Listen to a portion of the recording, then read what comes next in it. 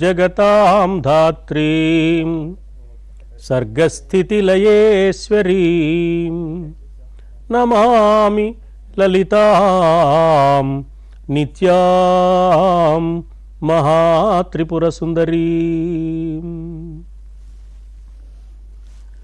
భక్తి టీవీ ప్రేక్షకులకు మణిద్వీపం కార్యక్రమంలోని 8వ భాగానికి హృదయపూర్వకమైన స్వాగతాంజలి.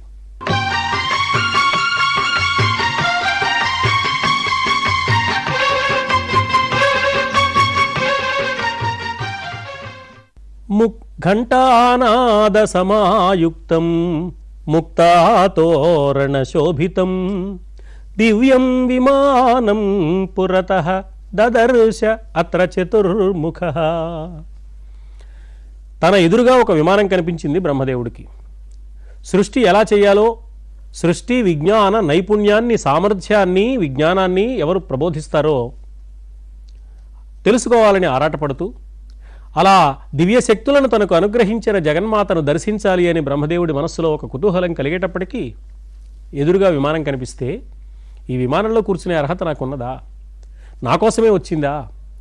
ఎవరు ఈ సృష్టి విజ్ఞానాన్ని నాకు ప్రబోధించారో వారిని దర్శించేందుకు వారి అనుగ్రహం రూపంలో ఈ విమానం ఇక్కడికి వచ్చిందేమో, నేను ఈ విమానంలో కూర్చోవచ్చునా లేదా అని ప్రశ్నార్థకంగా విమానం వంక అవునా కాదా అవునా కాదా అన్నట్టు చూశాడు అని కిందటి వారంలో అనుకున్నాం.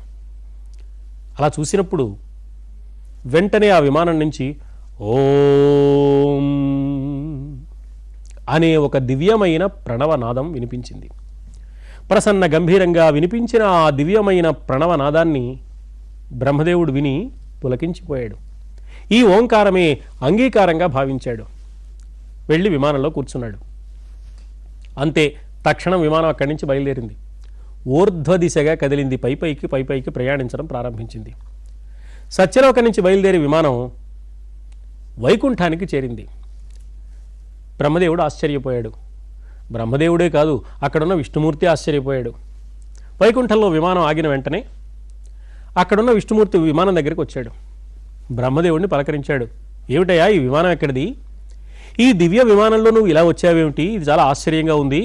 ఇంతకీ ఈ విమానం ఎక్కడికి వెళ్తోంది? నువ్వు ఎక్కడికి వెళ్తున్నావు? ఏమిటి కథ అని అడిగాడు. బ్రహ్మదేవుడు అన్నాడు, ఏమోనయ్యా, ఈ విమానం ఎవరిదో, ఎవరు పంపించారో, ఎక్కడి నుంచి వచ్చిందో, ఇప్పుడు ఎక్కడికి వెళుతోందో, ఇక్కడ ఎందుకు ఆగిందో నాకేమీ తెలియదు. ఎదురుగా విమానం కనపడింది, నేను కూర్చున్నాను అని జరిగిందంతా చెప్పాడు. అప్పుడు విష్ణుమూర్తి క్షణకాలం పాటు అరమోట్పు కన్నులతో ధ్యాన నిమగ్నుడయ్యాడు. ఆ తర్వాత కళ్ళు తెరిచి నేను కూడా వస్తాను పదా అన్నాడు. ఎంతో సంతోషంగా విమానంలో బ్రహ్మదేవుడి సరసన మహావిష్ణువు కూర్చున్నాడు. విమానం మళ్ళీ కదిలింది. ప్రయాణం ప్రారంభమైంది. ఈ విమానాన్ని నడిపే చోదకులు ఎవరూ లేరు. తనంతట తానే విమానం కదులుతూ ఉంటుంది, తనంతట తానే ఆగుతూ ఉంటుంది. అంటే ఎప్పుడు కదలాలో ఎప్పుడు ఆగాలో విమానానికి స్వతంత్రమైన ఆలోచన శక్తి కలిగే విధంగా విమాన నిర్మాణం జరిగి ఎవరో దూరం నుంచి దాన్ని నియంత్రిస్తున్నారు అనే విషయం తెలుస్తోంది. మనం ఈవేళ రిమోట్ కంట్రోల్ అంటాం. ఆ పద్ధతిలో విమానం నడక సాగుతోంది అన్నమాట. విమానం అలా కొంత దూరం ప్రయాణించి అక్కడ ఆగింది. ఏమిటి ఇక్కడ ఆగింది అని చూశారు బ్రహ్మదేవుడు, విష్ణుమూర్తి. తీరా చూస్తే ఆ ప్రాంతం కైలాసం. అక్కడ కైలాసంలో బ్రహ్మ విష్ణువులకు ఈశ్వరుడు కనిపించాడు. ఎదురుగా కనిపించిన పరమశివుడు బ్రహ్మదేవుడిని విష్ణుమూర్తిని చూసి ఆశ్చర్యపోయాడు. బ్రహ్మ విష్ణుమూర్తి సాదరంగా ఈశ్వరుణ్ణి ఆహ్వానించారు. ఏమయ్యా, ఎందుకు ఆశ్చర్యంగా చూస్తావు? మేమిద్దరం ఇలాగే ఆశ్చర్యపోయిన వాళ్ళమే. ఈ విమానంలో కూర్చుంటే మనకు సృష్టి స్థితి లయ కార్యక్రమాలు నిర్వహించడానికి కావలసిన దివ్యమైన శక్తియుక్తులను ప్రసాదించిన అమ్మవారి దివ్య దర్శనానికి మనకు అవకాశం లభిస్తుంది అని మాకు అర్థమైంది. నువ్వు కూడా బయలుదేరిరా. ఇందులో ఆశ్చర్యపోయేందుకు కానీ ఆలోచించేందుకు కానీ ఏం లేదు. హాయిగా అమ్మ దర్శనం చేసుకుందాం, నువ్వు రావయ్యా అన్నారు. హరిబ్రహ్మలు చెప్పిన ఈ మాటకు పరమేశ్వరుడు చాలా సంతోషించాడు. ఏమిటి ఈ విమానమా? దీన్ని అమ్మవారు పంపించిందని మీరు అనుకుంటున్నారా? ఇది ఎక్కడికి వెళుతోంది అంటే అమ్మ ఉండే లోకానికి వెళుతోందా? నన్ను రమ్మంటున్నారా? సరే, నేను బయలుదేరుతాను. మీరు ఎక్కడికి వెళుతున్నారు అని అడిగి ఉపయోగం లేదు. అమ్మ ప్రదేశం తప్ప ఆ ప్రదేశం ఏమిటో ఎక్కడ ఉంటుందో అది మీకు తెలియదు. సరేలే అనుకున్నాడు. ఈ విమానం ఎక్కడి నుంచి వచ్చిందో, ఏ లోకాలకు వెళుతోందో మాకు తెలియదని మీరు అంటున్నారు కదా, ఎవరు పంపిస్తే వచ్చిందో ఎందుకు వచ్చిందో తెలియదు అంటున్నారు కదా, జరిగిందంతా మీరు చెప్పారు, బానే ఉంది. ఓంకార నాదాన్ని అంగీకారంగా స్వీకరించి మీరు బయలుదేరిన సంగతి నన్ను ఆశ్చర్యపరుస్తోంది అనుకుంటూ రత్న అలంకృతమైన ఆ దివ్య విమానాన్ని ఒక్కసారి పరమేశ్వరుడు తేరిపార చూశాడు. ఆ విమానానికి ముత్యాల దండలు వేలాడుతున్నాయి. అది ఒక దేవమందిరమా అన్నట్లుగా ఉంది. అనంతమైన సిరి సంపదలకు నిలయంగా ఉన్నది ఆ విమానం. చిరుమువ్వల సవ్వడి మనోహరంగా అక్కడ వినిపిస్తోంది. ఆ విమానంలో ప్రతి అణువు ఆశ్చర్యాన్ని కలిగిస్తూ ఆహ్లాదకరమైన అందం ఉట్టిపడే విధంగా ఉంది. అన్ని సామగ్రి సంభారాలతో, అందమైన సమున్నత ఆసనాలతో, ఎన్నో మందిరాలతో, ఎంతమందికైనా సరే చోటు చూపగలిగినంత విశాలంగా ఉన్నది ఆ విమానం. అంతకంటే ఆశ్చర్యకరమైన విషయం ఈశ్వరుడు చూసి బ్రహ్మని విష్ణుమూర్తిని అడుగుతున్నాడు, మీరు గమనించారా? సర్వ నదీ నదాలు, కొండలు గుట్టలు లోయలు, గ్రహాలు, నక్షత్రాలు, సముద్రాలు, ఎడారులు, మైదానాలు, పీఠభూములు సమస్తము ఈ విమానంలోనే ఉన్నాయి కదా. ఇదేమిటయ్యా, ఇలాంటి విమానం లోకంలో ఎక్కడైనా ఉంటుందా? ఇది విమానమా, లేక ఒక బ్రహ్మాండమే విమానం రూపంలో కదిలి వెళుతోందా? మీరు ఎప్పుడైనా గమనించారా? ఇప్పటివరకు విమానంలో మీరు కూర్చుని ఇంత దూరం వచ్చారు, కానీ ఈ విషయాన్ని గమనించారో లేదో అన్నాడు. వాళ్ళు చిరునవ్వు నవ్వుకుని, గమనించాం కాబట్టే ఆనందంగా ప్రయాణిస్తున్నావయ్యా, నువ్వు కూడా రా అన్నారు. త్రిమూర్తులు ఆశ్చర్యచకిత నేత్రాలతో చూస్తూ ఉండగా విమానం వాయువేగ మనోవేగాలతో దూసుకుపోయింది. అలా విమానం కొంత దూరం వెళ్ళి అక్కడ ఆగింది. ఆశ్చర్యం, అక్కడ నీరు కనిపించలేదు. పుష్పలతలతో, ఫలభరిత వృక్షాలతో, కోకిలల కిలకిల రావాలతో, రమణీయమైన ఉద్యానవనాలతో, గలగల పారే సెలయేళ్లతో అందంగా ఆహ్లాదకరంగా అక్కడ భూమి కనిపిస్తోంది. నేత్రపర్వంగా ఉండే దృశ్యాలన్నీ చూస్తూ త్రిమూర్తులు ఆనందిస్తున్నారు. అక్కడ ఒక సుందర నగరం, ఒక దివ్య ప్రాకారం, బారులు తీరి ఉన్న బంగారు లోగిళ్ళు, వైభవంగా హోమ అగ్ని ధూమం ఆకాశ మార్గం వరకు వ్యాపిస్తూ 7 నాలుకలు చాచి అగ్నిదేవుడు జాజ్వల్యమానంగా ప్రకాశిస్తూ ఉన్న హోమ వేదికలు, అగ్నిగుండాలు ఉన్న గొప్ప యజ్ఞశాల. ఆ పక్కనే మనోహరమైన పుష్పాలతో, 9 జంకారాలతో ఆహ్లాదకరంగా కనిపిస్తూ ఉన్న నందనవనం కనిపించింది. ఆశ్చర్యంగా చూశారు త్రిమూర్తులు. ఏమిటిది, స్వర్గమా అనుకున్నారు. అవును, అది స్వర్గమే. కానీ అది వాళ్లకు తెలిసిన మామూలు స్వర్గం కాదు. అరుదగు అవు విమానము దిగంతర వీధులనేగి, అరుదగు అవిమానము దిగంతర వీధులనేగి ఒక్కచోతిరముగ నిల్వ అచ్చట అతిస్ఫుట కాంతుల తేజరిల్లుచున్ చిరతర తాపతప్తమగు చెల్వున నిర్జరవాసమున్న అబ్బురపడి అచ్చటన్ నిలిచి భూరిముదమ్ము ఎదగ్రమ్మ చూచుచున్. ఆశ్చర్యంగా చూస్తున్నారు త్రిమూర్తులు ముగ్గురు. పారిజాత వృక్షాల పూలు ఘుమఘుమలు వెదజల్లుతున్నాయి ఆ ప్రదేశం అంతా. 4 దంతాలు కలిగిన ఐరావతం కనిపిస్తోంది. అది అరణ్యం అంతటా సంచరిస్తోంది. ఆ వన ప్రాంతంలో ఎక్కడ చూసినా గుంపులు గుంపులుగా క్రీడిస్తూ ఉన్న అప్సరసలు కనిపిస్తున్నారు. నృత్యాలేమిటి, గీతాలేమిటి, గొప్ప కోలాహలంగా ఆ ప్రాంతం అంతా సందడిగా ఉంది. గంధర్వులు, యక్షులు, విద్యాధరులు, కిన్నరులు, కింపురుషులు, సిద్ధులు, సాధ్యులు, వివిధ దేవతా గణాల వారంతా ఉన్నారు. యమ, కుబేర, వరుణ, అగ్ని, వాయు, సూర్యాది దిక్పాలకులు, దేవతలు అందరూ కనిపిస్తున్నారు. అక్కడున్న ఇంద్రుడికి 1000 కన్నులు కాదు, అంతకంటే ఎక్కువ కన్నులు ఉన్నాయి. సహస్రాధిక నేత్రాలు ఉన్నాయి. ఈ ఇంద్రుడు మనకు తెలిసిన ఇంద్రుడేనా అంటే కాదనడానికి వీల్లేదు, అవునని అంగీకరించడానికి అభ్యంతరంగా ఉంది. అలాంటి అయోమయావస్థలో పడిపోయారు త్రిమూర్తులు. శచీదేవి ఇంద్రుడి పక్కనే కూర్చునుంది. ఇంద్రుడు చాలా దర్పంగా సింహాసనం మీద కూర్చుని దర్శనమిస్తున్నాడు. ఎంత అద్భుత దృశ్యాన్ని మనం ఈవేళ చూడగలిగాం అనుకుని ఆశ్చర్యపోయారు ఈ త్రిమూర్తులు ముగ్గురు. విమానం మరింత వేగంగా ముందుకు సాగింది. అక్కడి నుంచి ఆ విమానం నెమ్మదిగా మరో లోకానికి చేరింది. అది సరిగ్గా బ్రహ్మదేవుని నివాస స్థానమైన సత్యలోకం. సత్యలోకంలాగానే ఉంది. అంతేకాదు అది మరో సత్యలోకం కూడా. అక్కడ మరో బ్రహ్మదేవుడు కూడా కనిపించాడు. ఆయన హంసవాహనాన్ని అధిరోహించి ఉన్నాడు. ఆయన కూడా 4 ముఖాలతో ఉన్నాడు. ఆ బ్రహ్మను చూసి త్రిమూర్తులు ఆశ్చర్యపోయారు. విమానంలో మన పక్కన ఒక బ్రహ్మదేవుడు ఉన్నాడు కదా, ఈయన బ్రహ్మదేవుడా ఆయన బ్రహ్మదేవుడా, ఇద్దరిలో అసలు బ్రహ్మదేవుడు ఎవరు, ఇద్దరు బ్రహ్మలుండే అవకాశం ఉందా అని వాళ్ళు ఆశ్చర్యంగా చూస్తున్నారు. ఆ ఎదురుగా ఉన్న బ్రహ్మ చుట్టూ గొప్ప సభాభవనం ఉంది. ఆ సభాభవనంలో సకల వేదాంగాలు శాస్త్రాలు ఆకార రూపాన్ని పొంది దర్శనమిస్తున్నాయి. సాగరాలు, నదులు, పర్వతాలు తమ అధిదేవతల రూపంతో అక్కడికి వచ్చి కనిపిస్తున్నాయి. నదీ దేవతలు, పర్వత దేవతలు, సాగర దేవతలు. విమానంలో ఉన్న బ్రహ్మదేవుడు ఆశ్చర్యంగా చూస్తున్నాడు. ఇదేమిట్రా, నేను కదా బ్రహ్మదేవుడిని, నేను ఉండే లోకం కదా సత్యలోకం, ఇక్కడ ఇంకో సత్యలోకం కనపడుతోంది, ఇంకో బ్రహ్మదేవుడు కనపడుతున్నాడు, నేనా బ్రహ్మదేవుడిని, ఇతడా, అది సత్యలోకమా ఇది సత్యలోకమా, నాకేం అర్థం కావడం లేదే, కళ్ళు తిరిగిపోతున్నాయి బ్రహ్మదేవుడికి.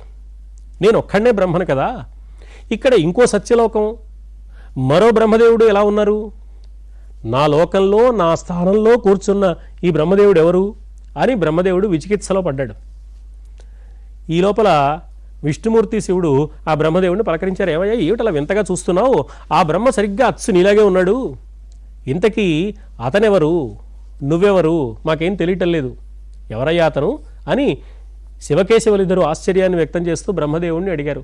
కోహం కోయం కిమర్థం వా భ్రమోయం మమచేశ్వరవు. ఏం చెప్పమంటావయ్యా, ఎవరెవరని అడుగుతున్నారు మీరు, నాకు తెలిస్తే కదా మీకు చెప్పడానికి అన్నాడు బ్రహ్మదేవుడు.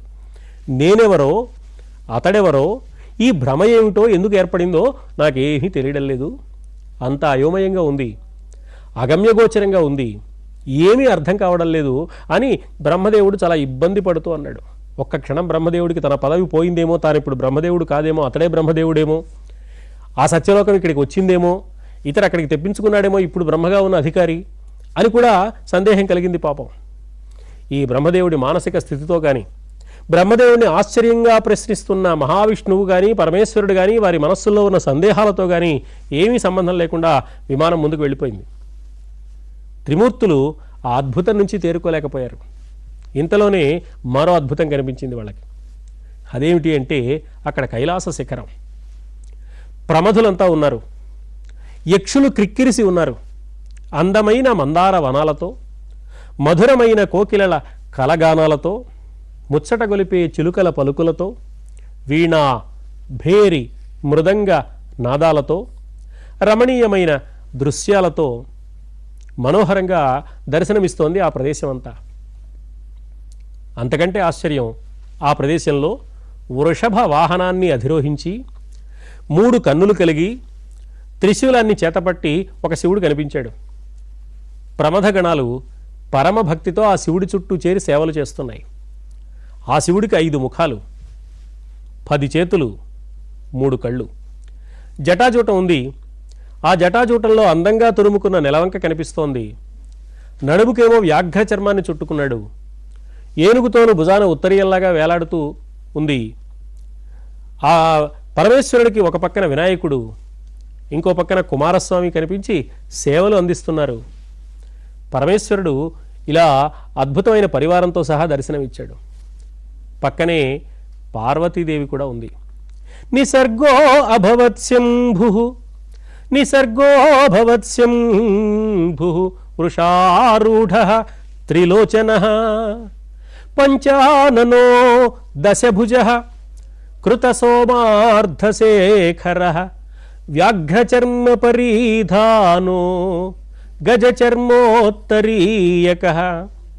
పార్ష్ణిరక్షౌ మహావీరౌ గజానన షడాననౌ శివేన సహ పుత్రౌ ద్వౌ వ్రజమానౌ విరేజతు నంది ప్రభృతయ సర్వే గణపాశ్చ వరాశ్చతే. నందీశ్వరుడి నాయకత్వంలో ప్రమథగణాలన్నీ పరమేశ్వరుణ్ణి పరివేష్టించి ఉండి జయ జయధ్వానాలు చేస్తున్నాయి. జై మహేశ్వర, జై పరమేశ్వర అంటున్నారు వాళ్ళంతా. అలా జయ జయధ్వానాలతో ఆ కైలాస పర్వత ప్రాంగణం అంతా మారుమోగిపోతోంది. మరో కైలాసం, మరో శివుడు కనిపించడం ఏమిటి, త్రిమూర్తులకేమీ అర్థం కాలేదు. తం వీక్ష్య శంకరం చ అన్యం విస్మితాః తత్ర నారద. బ్రహ్మదేవుడు నారదుడితో అంటున్నాడు, నారదా, ఆనాడు విమానంలో అలా మేము ముగ్గురం కలిసి ప్రయాణం చేస్తున్నప్పుడు ముందు నాకు బ్రహ్మలోకం కనపడితే నేను అయోమయంలో పడ్డాను. ఇప్పుడు కైలాసం మరొకటి కనపడేసరికి కైలాస నిలయుడైన పరమేశ్వరుడికి ఆశ్చర్యం కలిగింది. ఆనాడు తాను పొందిన విస్మయాన్ని తలపులకు తెచ్చుకుంటూ బ్రహ్మదేవుడు నారదుడికి ఈ వృత్తాంతాన్ని వివరించాడు. నారదుడు ఇదంతా వింటున్నాడు. విమానంలో కూర్చున్న శివుడు ఏం మాట్లాడటం లేదు, అసలు ఆయనకి ఏం అర్థం కావటం లేదు. శివగణాలు ఆ లోకంలోని శంకరుడు చుట్టూ చేరి హరహర శంభో మహాదేవ అంటూ నినాదాలు చేస్తున్నారు. ఏమిటి, నేను ఇక్కడ ఉండగా అతడు ఎవరికో హరహర శంభో అని నమస్కారాలు చేస్తున్నారు ఏమిటి, నేను కదా పరమేశ్వరుడిని అనుకున్నాడు. ఈశ్వరుడు ఆశ్చర్యపోయి అతన్ని నిగాంచి, ఆ ఎదురుగా ఒక ఆయన కనపడుతున్నాడు. ఆయన సరిగ్గా శివుడిలాగే ఉన్నాడు. శివుడిలాగా ఉన్నాడు ఏమిటి, శివుడే. 5 ముఖాలున్నాయి, 3 కళ్ళున్నాయి, త్రిశూలం పట్టుకున్నాడు, వృషభ వాహనం మీద కూర్చున్నాడు, వ్యాఘ్ర చర్మం కట్టుకున్నాడు, గజ చర్మాన్ని ఉత్తరీయంగా వేసుకున్నాడు. వినాయకుడు, షణ్ముఖుడు సేవలు చేస్తున్నారు. నంది మొదలైన ప్రమథగణాలంతా ఆయన్ని ఆరాధిస్తున్నారు. పక్కన పార్వతి ఉంది. శివుడు కాక మరేమిటి. అతన్ని నిగాంచి ధూర్జటియే ఔననియంచి ఇదేమి అద్భుతంబు. శివుడు అనుకున్నాడు, నేను కదా శివుణ్ణి, ఈ శివుడు కనపడుతున్నాడు ఏమిటి, ఇదేమి అద్భుతంబు, ఎట నుంచి వచ్చే ఇప్పుడిరువురలో శివుడెవ్వడంచు. ఈయనెక్కడి నుంచి వచ్చాడయ్యా, ఆయన శివుడా నేను శివుడా, ఇరువురలో శివుడెవ్వడంచు మేము అతనిని మమ్ము అట్లతడు అల్లన చూచుచు. మేమిద్దరం శివుడి మొహం వంక చూసాం. ఏమిటయ్యా నువ్వా ఆయన అని. నేనా ఆయన, అసలు శివుడెవరు అని ఆయన కూడా ప్రశ్నార్థకంగా మా వంక చూశాడు. ముగ్గురికి ఆశ్చర్యపోవడం తప్ప ఇంకో ఆలోచనే కలగలేదు. అల్లన చూచుచు విస్మయంబుగా మతి తలపోయుచున్నెడ విమానము ఏగే. మేము ఇలా ఆశ్చర్యంలో నుంచి తేరుకోకముందే నెమ్మదిగా విమానం అక్కడి నుంచి కదిలిపోయింది. ఎక్కడికి వెళ్ళిందో తెలుసా, విమానమునేగే వికుంఠధామమున్, వైకుంఠానికి చేరిందయ్యా. మా ఆశ్చర్యాలతో ఆందోళనలతో నిమిత్తం లేకుండా విమానం ముందుకు సాగింది. అక్కడ మరో వైకుంఠం, మరో విష్ణుమూర్తి కనిపించారు. త్రిమూర్తులు ఆశ్చర్యపోయారు. త్రిమూర్తులు ముఖ్యంగా విష్ణుమూర్తి ఆశ్చర్యాంబుదిలో మునిగిపోయాడు. ఊహకందని వైభవంతో వైకుంఠం కనిపిస్తోంది. అద్భుతంగా సౌందర్యంతో వెలిగిపోతోంది. తం వీక్ష్య విస్మితా సర్వే హరిం విష్ణుం సనాతనం. త్రిమూర్తుల మధ్యలో ఒక విష్ణుమూర్తి ఉన్నాడు విమానంలో. ఎదురుగా కనిపిస్తున్న వైకుంఠంలో మరో విష్ణుమూర్తి కనిపిస్తున్నాడు. అతసీ కుసుమ సంకాసుడై ఉన్నాడు. నల్ల అవిసె పువ్వులా ఉన్నాడు. పీతాంబరధారిగా ఉన్నాడు.